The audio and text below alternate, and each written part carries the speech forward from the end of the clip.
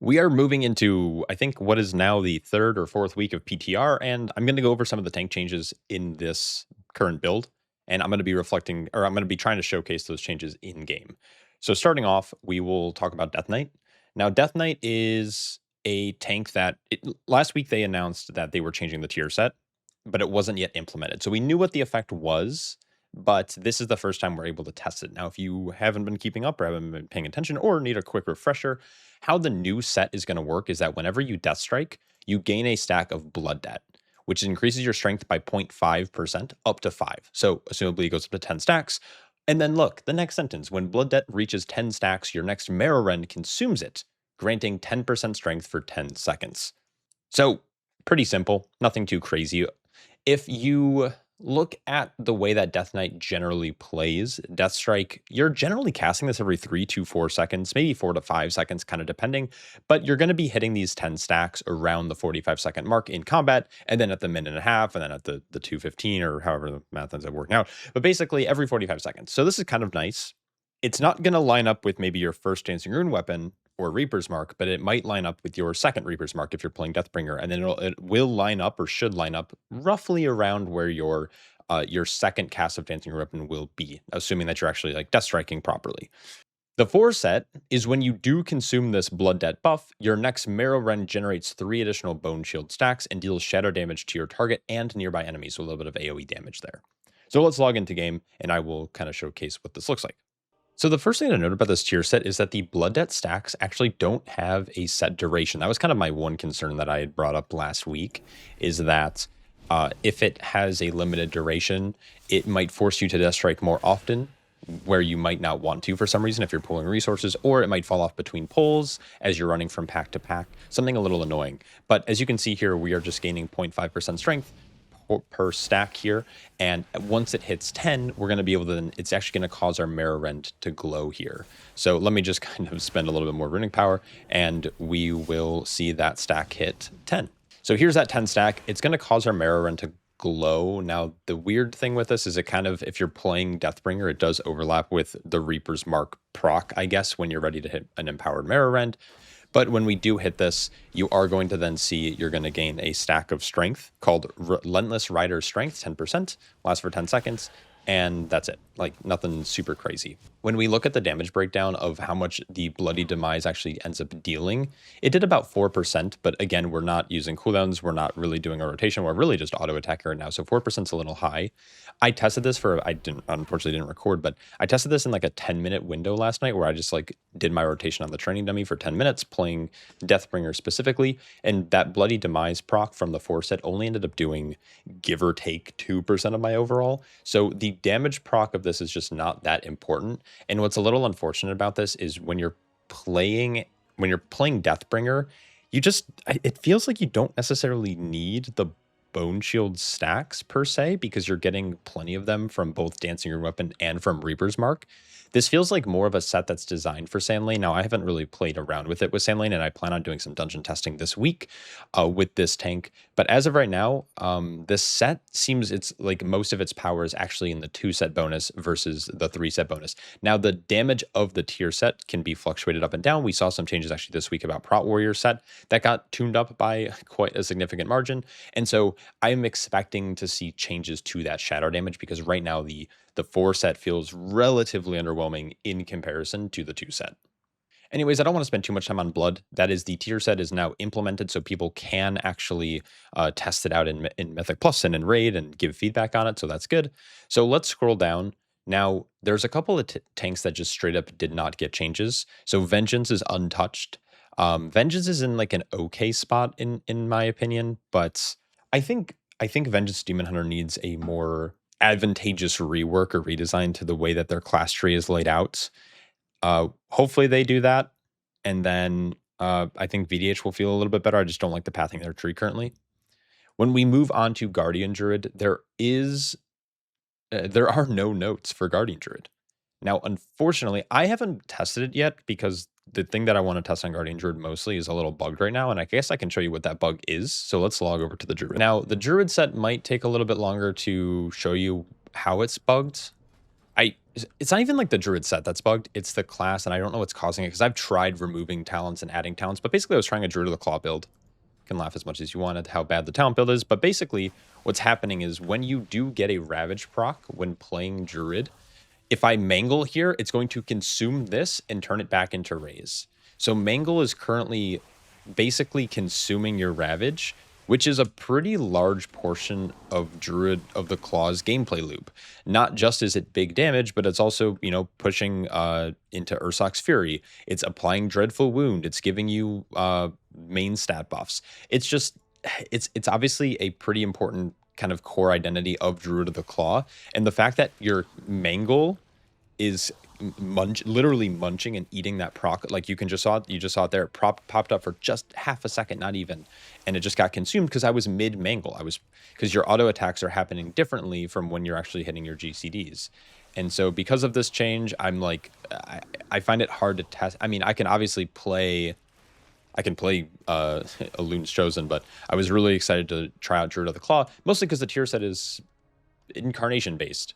So your Thrash will like call Thorns up, and then if you're in Incarnation, it's going to extend the duration of Incarn up to 5 seconds. So your Incarn can be upwards of 35-second CD, and yeah, it's pretty dope.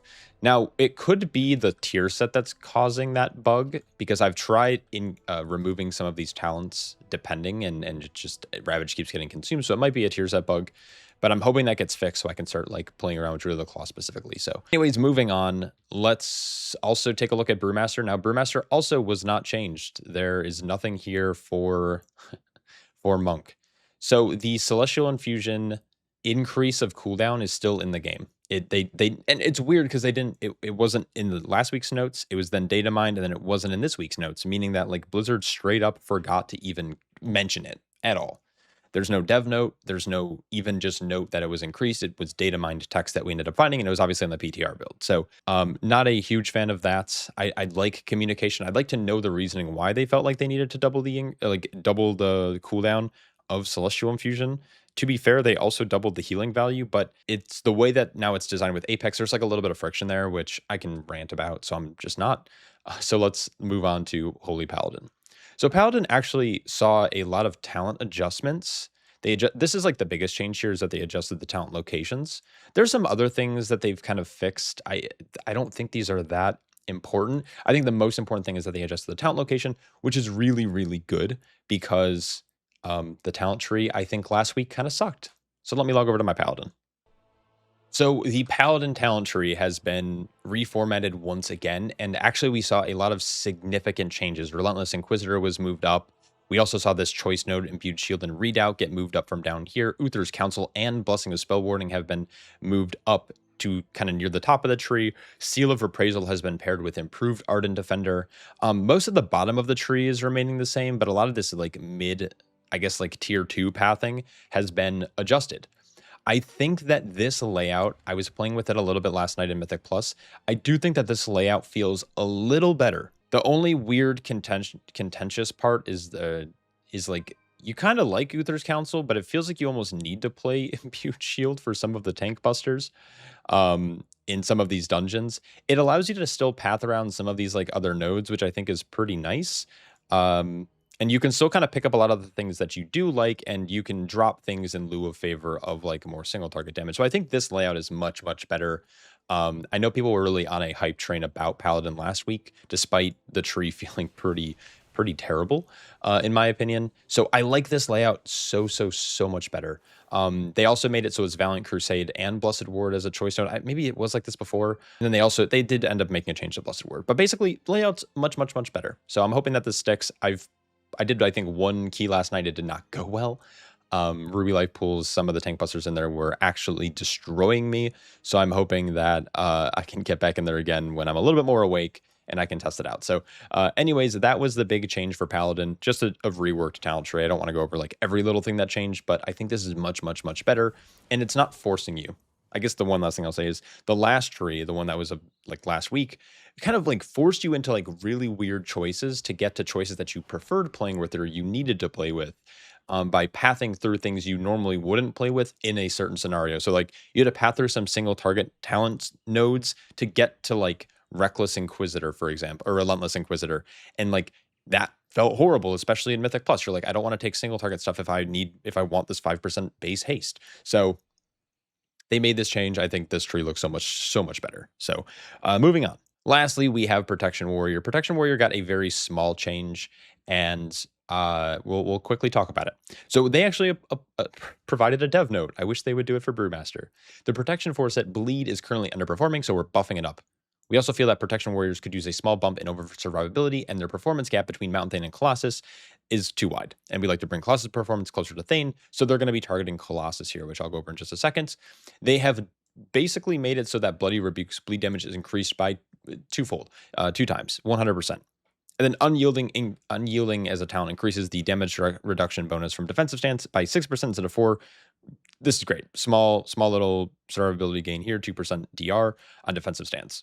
So Colossus, no Stranger in Pain has been updated, so the damage prevented from each use of Ignore Pain has been increased to 30. It was 20, so this is a nice, actually kind of buff here. Ignore Pain feels like a, it was not shielding for a lot.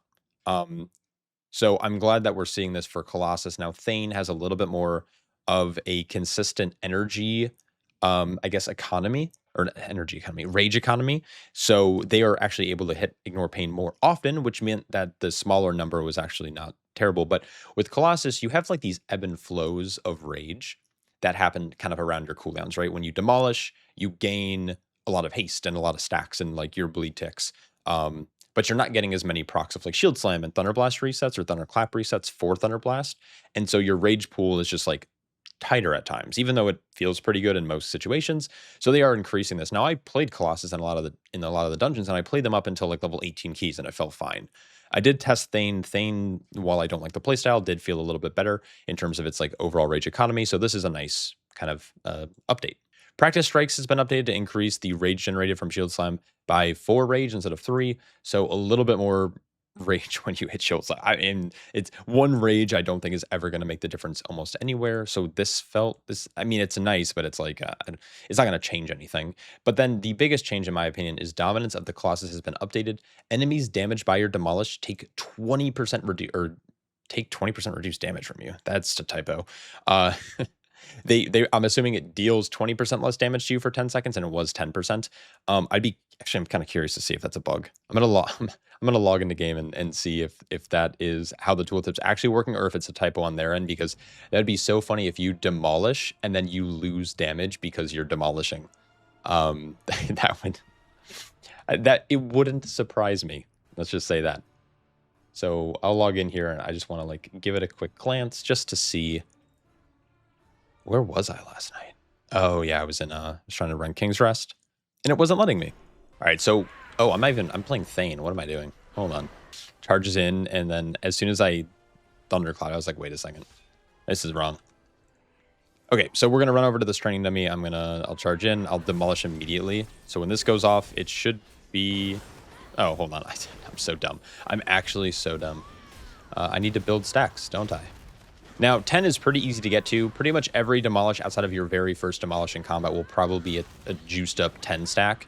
I do miss the CDR a lot, I will be honest.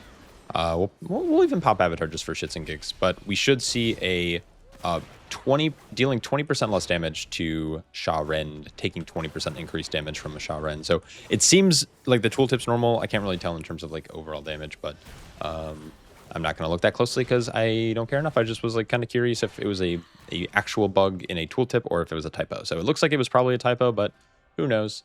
I'll figure it out later. So moving back to the notes, that's it. That is all of the changes that has happened thus far.